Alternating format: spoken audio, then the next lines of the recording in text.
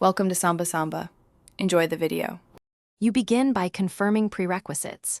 Unity Editor 2020, 3 or newer, an active Unity ID, and the target platform set to Android or iOS. Once done, open your project and switch the build settings to the correct target.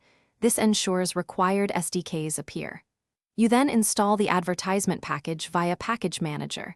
This gives you the runtime and editor tooling. Make sure to enable internet access in player settings and prepare your bundle identifier so Unity Ads associates with the right app.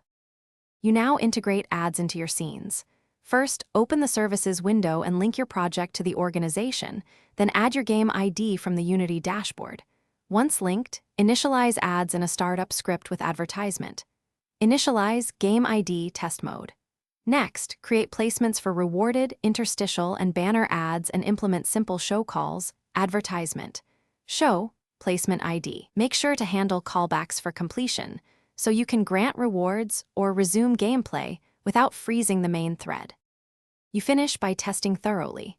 Use test mode in the editor and on-device test ads before going live. Then build with the correct key store or provisioning profile and confirm internet permissions and entitlements are present. Once the build runs, watch logs for initialization errors and add load events. If ads fail, verify your game ID and placement ID match the dashboard exactly, update the ads package, and confirm network access. One key tip: enable verbose logging to pinpoint initialization or placement mismatches quickly. Thanks for watching. Consider subscribing if we helped you.